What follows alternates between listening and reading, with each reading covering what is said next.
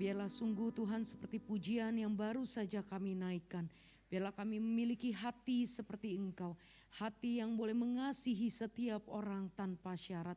Hati yang mau mengampuni sesama kami yang telah menyakiti hati kami. Saat ini kami ingin mendengarkan firman Tuhan. Biarlah Tuhan yang membukakan setiap hati kami. Biarlah kebenaran firman Tuhan itu yang menyelidiki, mengoreksi dan membawa kami kepada hati yang dipersembahkan kepada Tuhan. Mau melakukan apa yang menjadi kehendak Tuhan. Pakai hamba-Mu dengan segala keterbatasannya. Menyampaikan apa yang menjadi isi hati Tuhan. Berkati seluruh jemaat-Mu yang hari ini. Baik yang ada di gereja maupun di rumah. Biarlah Tuhan yang boleh memberkatinya. Dalam nama Tuhan Yesus kami sudah berdoa dan mengucap syukur. Amin. Shalom. Selamat malam Bapak Ibu dan Saudara sekalian. Ya, kita bersyukur hari ini kita boleh bersama-sama kembali beribadah. Mari bersama-sama kita akan membuka firman Tuhan yang diambil dari dua bagian. Yang pertama mari kita membuka di dalam Filipi 2 ayat 5 hingga ayatnya yang ke-10. Filipi 2 ayat 5 hingga ayatnya yang ke-11, maaf. Filipi 2 ayat 5 hingga ayatnya yang ke-11. Jikalau sudah menemukannya, saya akan membacakannya buat kita semua. Hendaklah kamu dalam hidupmu bersama menaruh pikiran dan perasaan yang terdapat juga dalam Kristus Yesus, yang walaupun dalam rupa Allah tidak menganggap kesetaraan dengan Allah itu sebagai milik yang harus dipertahankan, melainkan telah mengosongkan dirinya sendiri dan mengambil rupa seorang hamba dan menjadi sama dengan manusia. Dan dalam keadaan sebagai manusia ia telah merendahkan dirinya dan taat sampai mati, bahkan sampai mati di kayu salib. Itulah sebabnya Allah sangat meninggikan dia dan mengaruniakan kepadanya nama di atas segala nama, supaya dalam nama Yesus bertekuk lutut segala yang ada di langit dan yang ada di bumi dan yang ada di bawah bumi, dan segala lidah mengaku Yesus Kristus adalah Tuhan, bagi kemuliaan Allah Bapa. Kemudian mari kita bersama-sama membuka di dalam Matius 18. Matius 18 ayat 21 hingga ayatnya yang ke-22. Kemudian datanglah Petrus dan berkata kepada Yesus, Tuhan, sampai berapa kali aku harus mengampuni saudaraku jika ia berbuat dosa terhadap aku? Sampai 7 kali? Yesus berkata kepadanya, bukan, aku berkata kepadamu, bukan sampai 7 kali, melainkan sampai 70 kali 7 kali.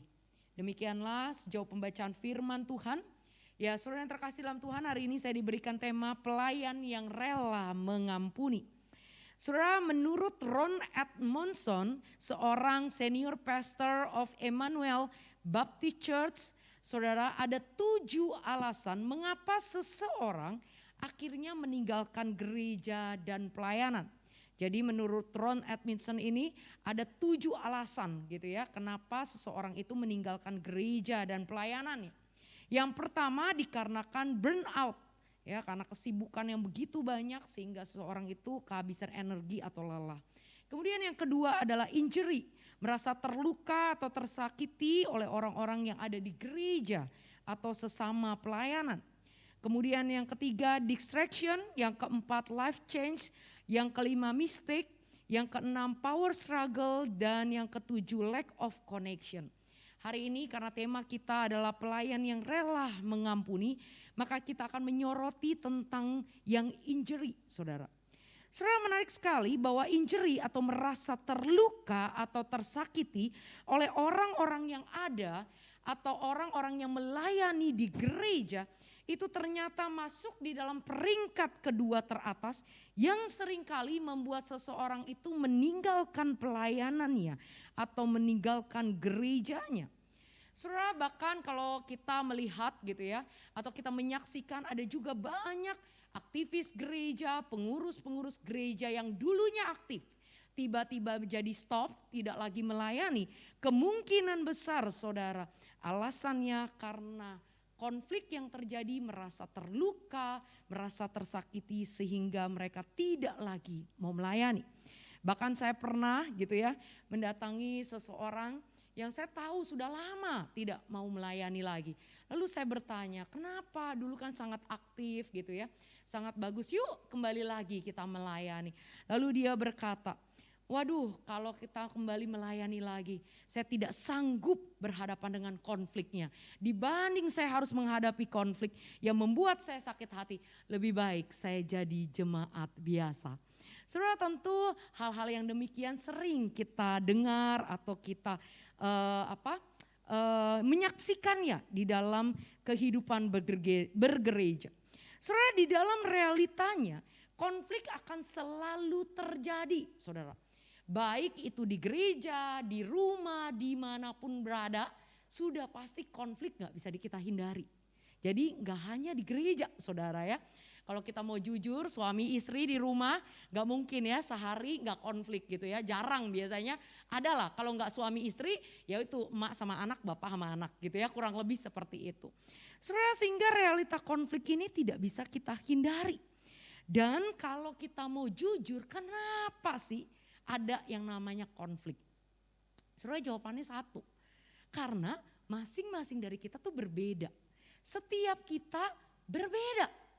Dengan adanya perbedaan tersebut sehingga mungkin sekali dan pasti menimbulkan gesekan atau konflik yang terjadi karena masing-masing kita berbeda.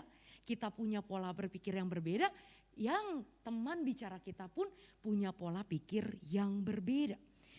Karena itu saudara, kalau di tengah-tengah kondisi yang demikian kita tidak mau menerima konflik, maka tidak mungkin saudara.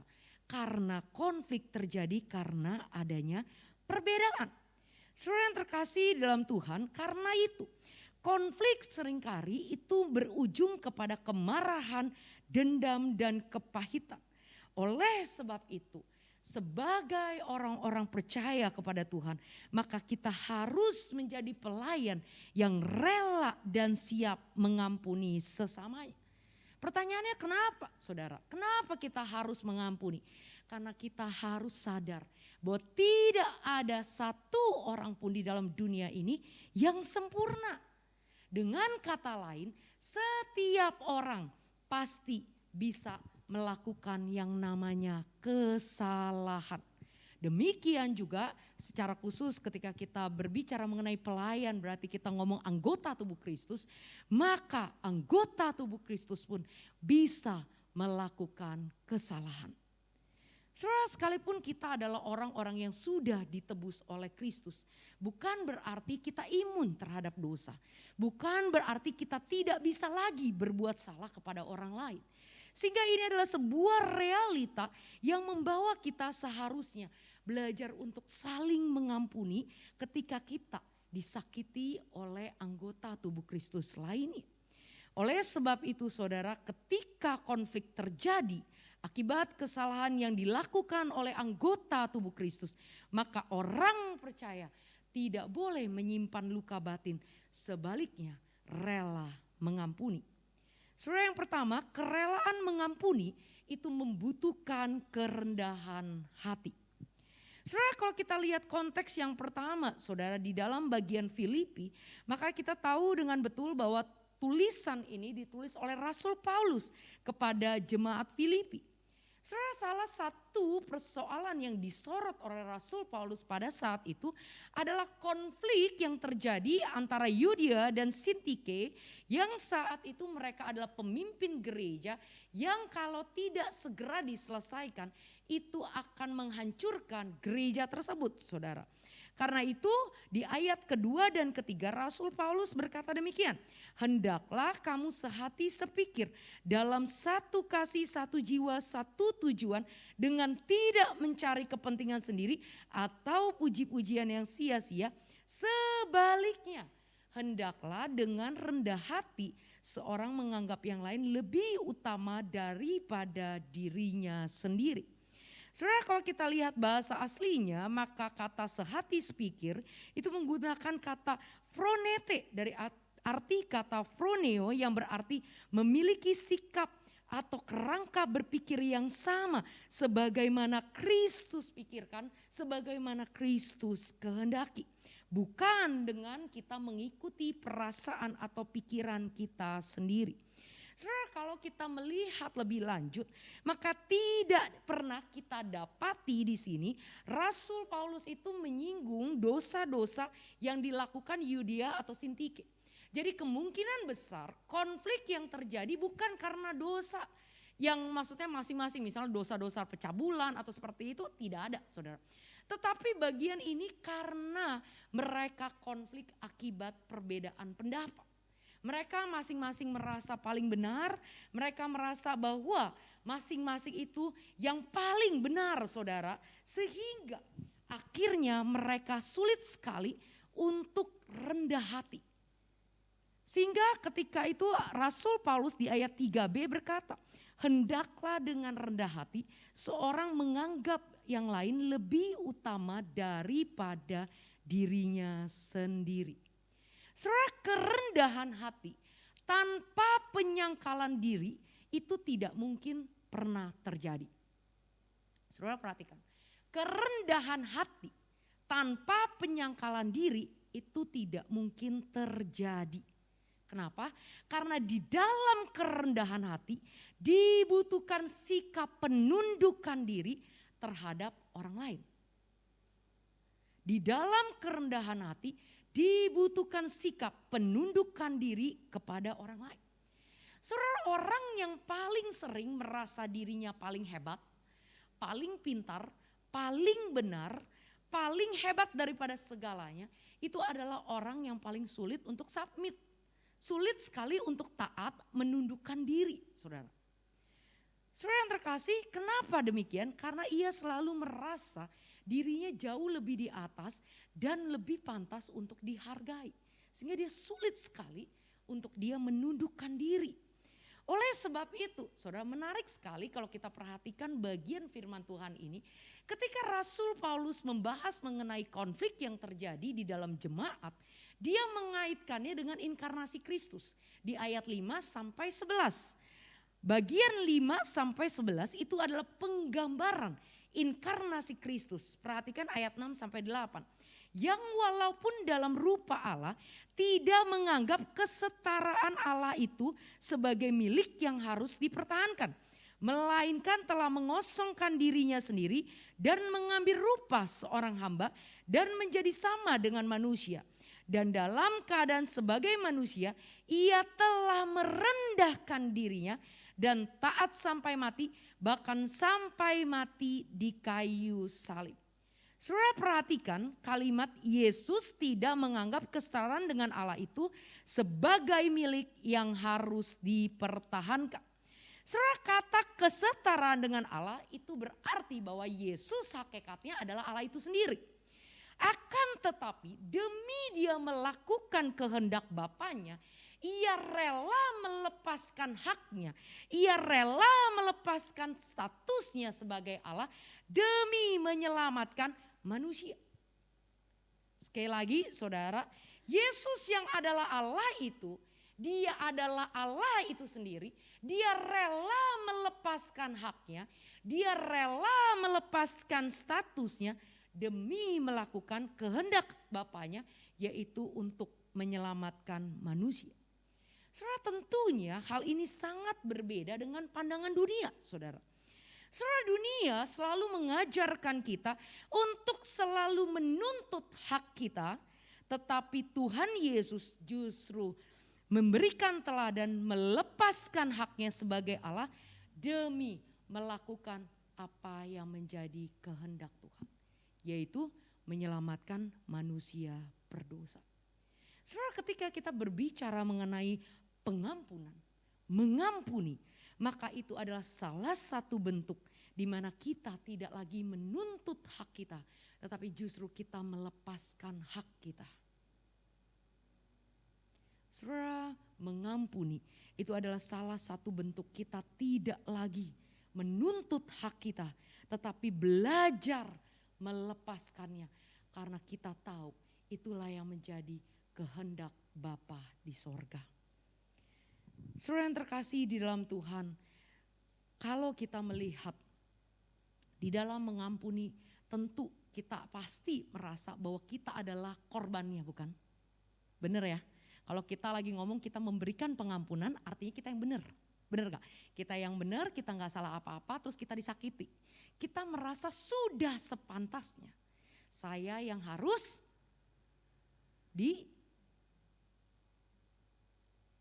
lebih nyaman lah istilahnya, bener gak? Lebih diperhatikan, lebih istilahnya dimaklumi, bener gak? Ketika saya nih misalnya disakiti gitu ya, saya pasti tentunya pinginnya dimaklumi ya kan, dianggap orang ya dikasihani gitu kan, pokoknya saya korban, bener gak? Kalau kita memberikan pengampunan pasti kita merasa kita yang dikorbanin dong, maksudnya kita yang jadi korban. Tentu kita berharap orang-orang pro kita. Tetapi menarik sekali, justru Tuhan mengajarkan kita sebaliknya.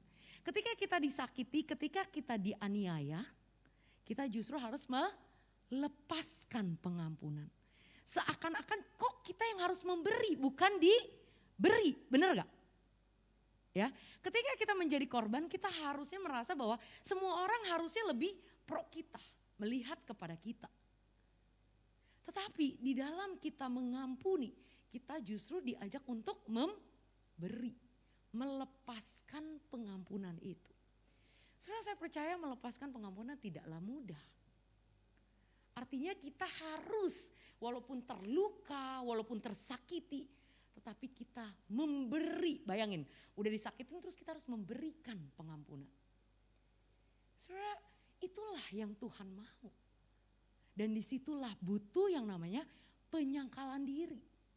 Karena kita nggak mungkin secara manusia normal, kita bisa udah disakiti, kita memberikan pengampunan. Itu nggak logis. Nggak masuk dalam logika kita. Tetapi itulah yang Tuhan kehendaki. Saudara, kalau dengan kekuatan kita maka kita tidak mungkin bisa melepaskan pengampunan itu.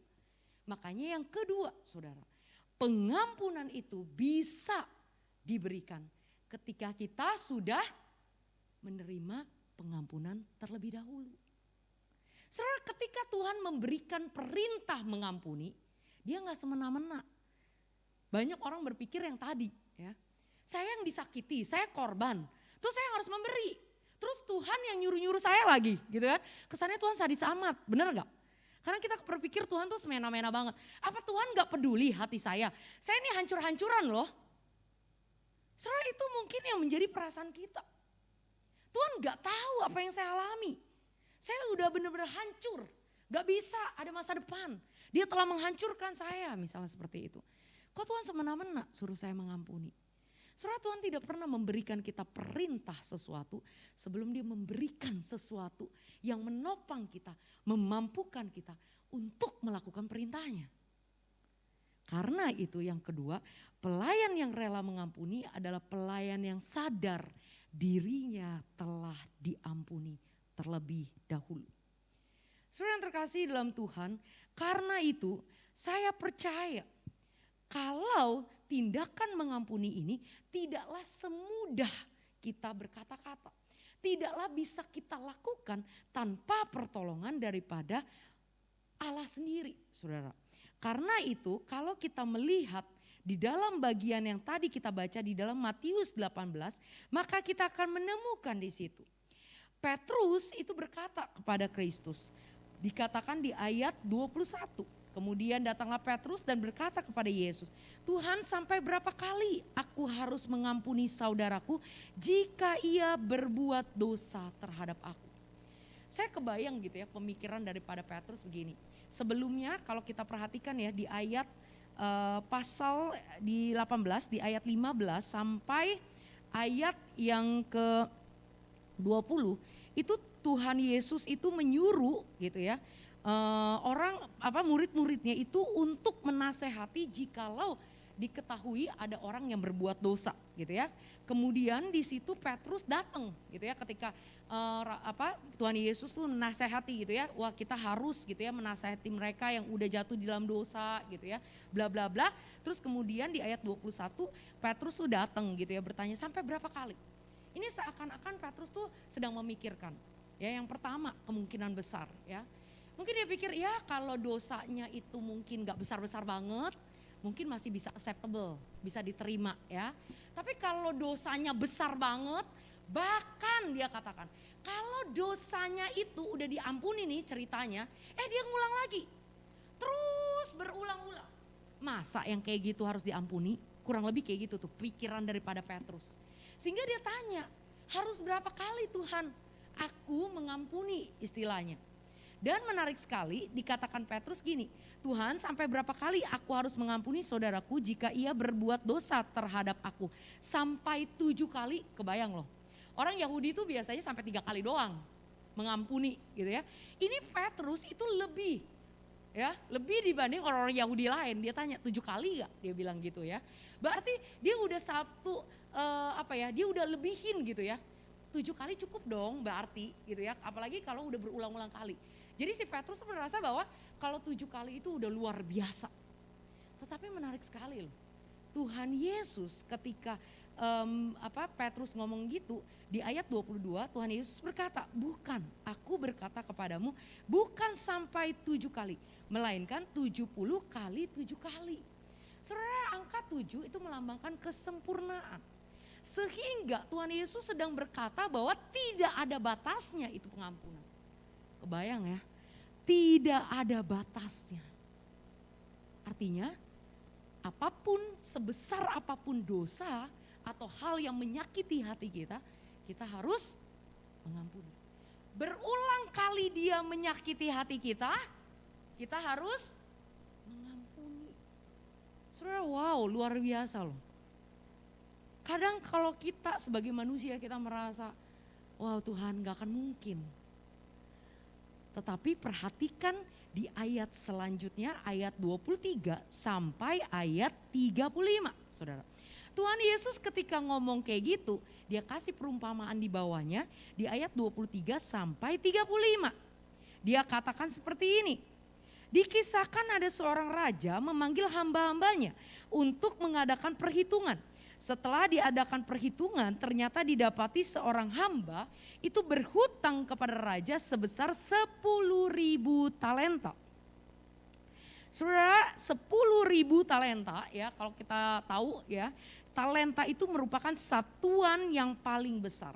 Sehingga dikatakan di dalam bagian ini sebenarnya ini adalah sesuatu yang sangat besar yang tidak akan pernah mungkin gitu ya bisa dibayarkan. Tak terhitung jumlahnya, saking besarnya saudara. Oleh sebab itu saking besarnya itu hutang, ia memohon belas kasihan kepada tuannya itu. Gitu ya si hamba ini. Dia mohon untuk dia dibebaskan daripada hutangnya. Dan bersyukur saudara dikatakan raja itu, si tuan itu akhirnya membebaskan dia. Dia tidak membayar sepeser pun saudara. Saudara kebayang seorang yang hutangnya tak terhingga tiba-tiba dilunasi saudara. Saya percaya dia akan jingkrak-jingkrak, dia akan bersorak-sorai. Karena dia merasa gak akan mungkin lagi dia mendapatkan anugerah yang begitu luar biasa. Dia sangat menghargainya. Saudara, kan tetapi ketika dia lagi bersuka cita saudara, tiba-tiba ketika dia mau pulang saudara, dia bertemu dengan temannya yang berhutang kepadanya dikatakan 100 dinar. 100 dinar itu jumlahnya begitu kecil dibandingkan dengan hutang ia yang miliki yaitu 10.000 talenta saudara. Saudara, ketika ia bertemu dengan temannya ini yang berhutang kepada dia 100 dinar, dia justru mencekik dan menuntut orang itu untuk membayarkan hutang kepadanya. Saudara, ketika raja itu mendengar karena dari algojo-algojonya gitu ya, mendengar bahwa ia begitu marah karena temannya ini tidak membayar hutangnya sambil mencekiknya saudara. Akhirnya raja itu pun menjadi marah. Karena dia sudah memberikan penghapusan hutang kepada jumlahnya yang gak mungkin ia bayarkan. Masakan orang yang hutangnya lebih kecil dia tidak bermurah hati. Dia tidak mau mengampuni. Karena itu saudara, perumpamaan ini sebenarnya ingin menyatakan kepada Petrus. Bahwa ketika kita memberikan pengampunan itu sesungguhnya berbicara mengenai kemurahan hati. Saudara, Allah bermurah hati kepada kita. orang-orang yang berdosa yang tidak pantas untuk diselamatkan.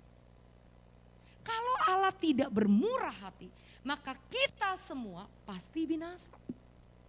Tetapi karena kemurahan Allah saja, kita yang harusnya binasa, kita yang harusnya itu tidak selamat, tetapi beroleh anugerah yang begitu luar biasa sehingga kita ada sampai hari ini. Tapi seringkali ketika kita berhadapan dengan saudara kita berhadapan dengan rekan kita dan sebagainya yang melukai hati kita, yang tidak bisa dibandingkan dengan karya Kristus di atas kayu salib, kita seringkali sama seperti hamba yang sudah dihapuskan hutangnya. Ia mencekik dan menuntut untuk dikembalikan.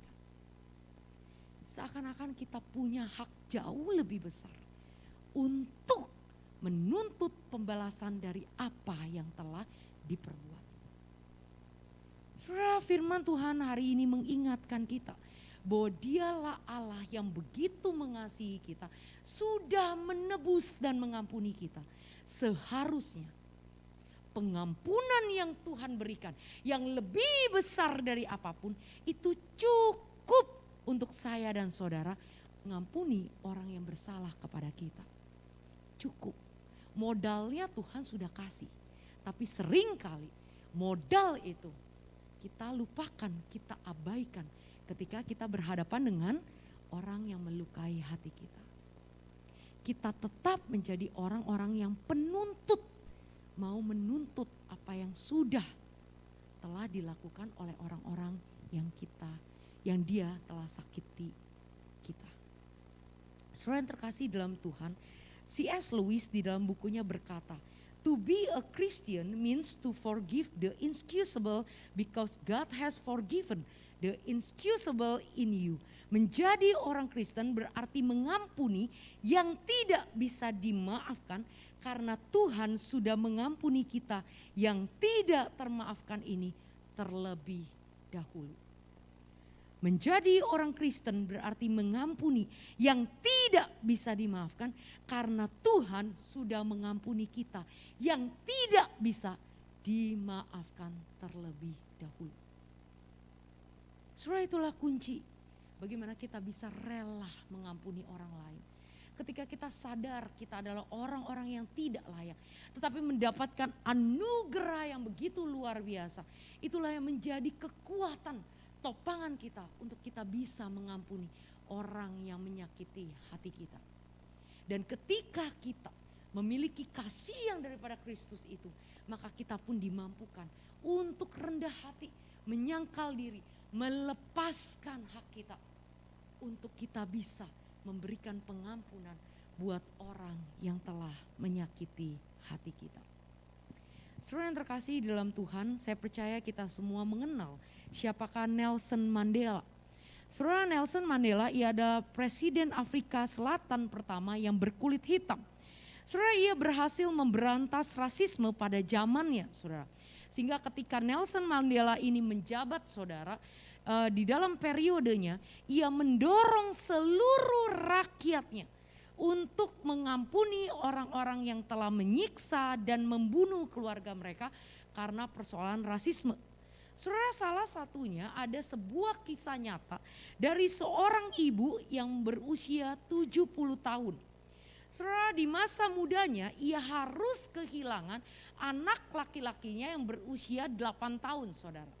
Anak laki-laki itu diangkut oleh seorang polisi berkulit putih, lalu ia ditembak dan dibakar, saudara.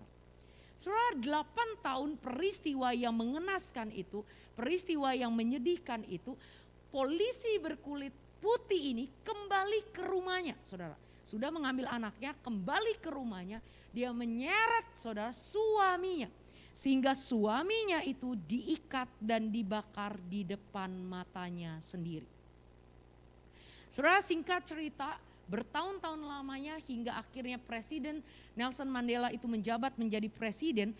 Akhirnya, saudara, setiap orang yang telah melakukan kejahatan itu ditangkap dan ditemukan, saudara. polisi yang berkulit putih yang telah menghancurkan kehidupan si ibu ini, saudara. Singkat cerita, polisi ini diadili dan dihakimi, saudara, dan akhirnya dinyatakan bersalah. Saudara, di hadapan seluruh gitu ya rakyat pada saat itu dikatakan kepada si hakimnya, silakan bawa ibu gitu ya yang telah dihancurkan hidupnya oleh si polisi ini. Saudara, polisi ini bernama Van der Broek. Lalu dikatakan, ibu ini adalah Van der Broek, polisi kulit putih yang telah menghancurkan hidupmu. Saat ini dia sudah dinyatakan bersalah, kira-kira apa yang akan menjadi hukumannya yang pantas buat. Saudara, ibu ini dengan perlahan dan tertatih-tatih karena dia sudah usia, saudara.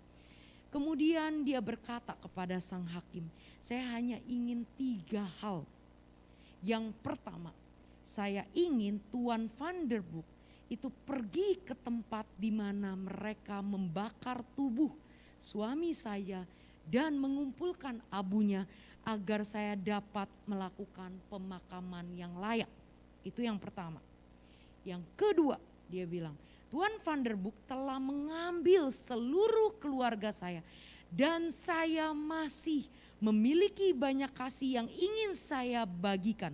Karena itu, Tuan Van der Broek harus 2 kali sebulan ia harus datang ke rumah saya untuk menghabiskan waktu menemani saya.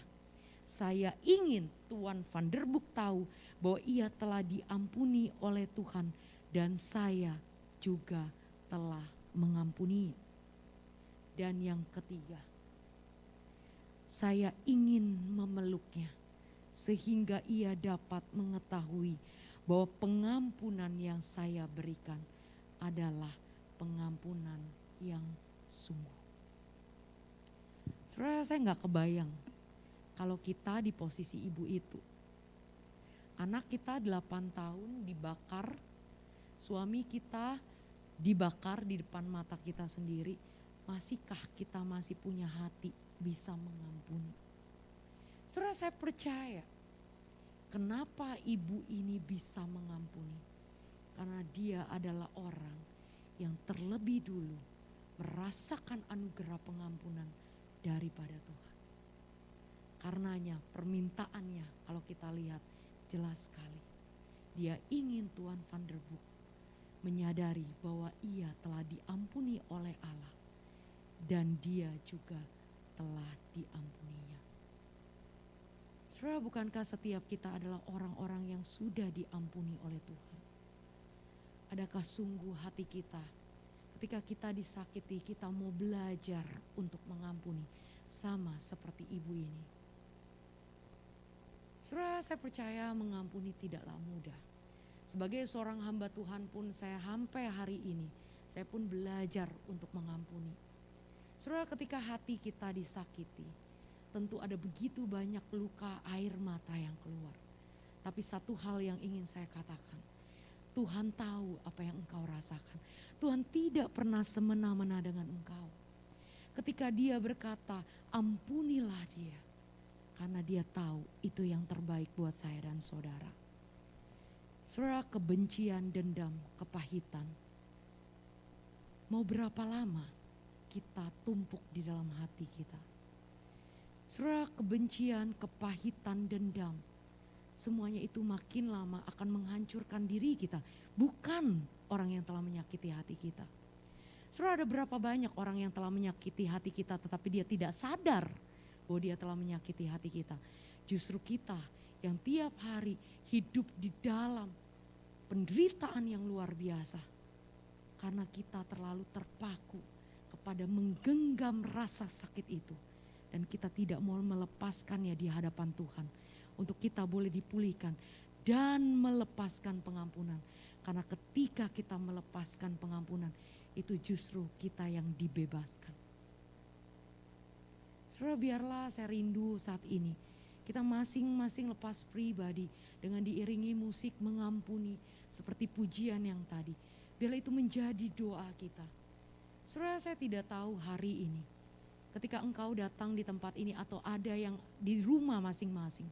Adakah engkau hari ini kau merasa luka hatimu? Engkau begitu sakit hati karena ada begitu banyak orang yang melukai harga dirimu. Engkau sudah berbuat ini itu yang terbaik, tetapi engkau tidak pernah dihargai. Mungkin ada di antara kita, kau pelayanan begitu rupa, tapi engkau masih dikritik. Mungkin ada di antara kita, kita sudah berusaha sedemikian rupa, tetapi ada begitu banyak orang yang terus menjatuhkan kita, baik di kantor mungkin, baik di usaha kita. Saudara, saya tidak tahu apa yang menjadi pergumulan saudara. Tapi jikalau engkau hari ini engkau datang dengan hati yang begitu susah, kau begitu luka dan sakit, datanglah kepada Tuhan. Biarlah engkau datang kepada Dia, memohon anugerah Tuhan. Biarlah kasih Tuhan yang boleh memulihkan, menyembuhkan lukamu. Dan memohon Tuhan untuk memampukan kita semua untuk belajar mengampuni sebagaimana Dia, Allah yang terlebih dahulu mengampuni kita.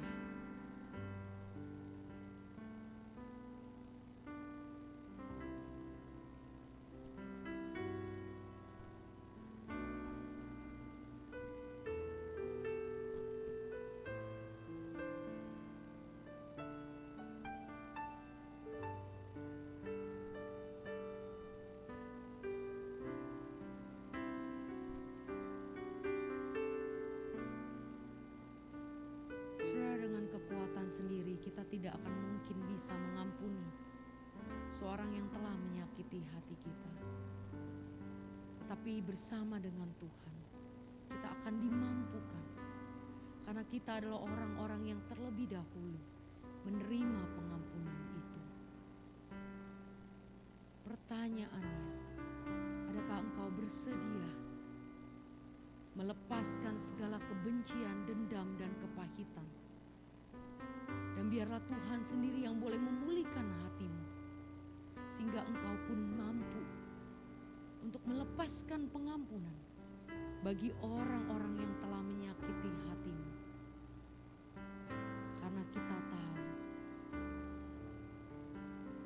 dengan kita melepas pengampunan, justru kitalah yang telah dibebaskan. Akan ada damai sejahtera yang akan bersama-sama dengan kita. Karena Tuhanlah yang terlebih dahulu mengampuni kita, dan Dialah yang akan memampukan kita pun untuk mengampuni orang-orang yang bersalah kepada kita.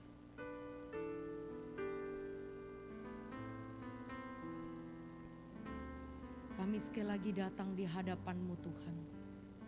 Kami begitu lemah adanya Tuhan. Sebagai manusia sulit sekali untuk kami mengampuni. Tapi biarlah firman Tuhan yang mengingatkan kami Tuhan, bahwa kami adalah orang-orang yang tidak layak. Kami adalah orang-orang yang pantas binasa. Tetapi Tuhan sudah mengampuni kami terlebih dahulu. Dan kasih Tuhan yang besar itu pasti cukup Tuhan, untuk kami bisa mengampuni orang yang telah menyakiti hati kami. Kami percaya bahwa tiada mustahil bagi Tuhan. Tuhan mampu menolong setiap kami, jemaat Tuhan, untuk boleh mengampuni orang yang telah menyakiti kami. Karena kami tahu Tuhan, itulah yang Tuhan kehendaki. Karena Tuhan tidak mau kami berlama-lama hancur hidupnya, hanya karena kami memegang erat segala kebencian, dendam di dalam hati kami. Tuhan rindu kami melepaskannya itu semua. Karena Tuhan rindu kami hidup di dalam damai sejahtera-Mu Tuhan. Tuhan tolong setiap kami, Tuhan topang setiap kami. Terima kasih ya Bapa. Dalam nama Tuhan Yesus kami sudah berdoa dan mengucap syukur. Amin.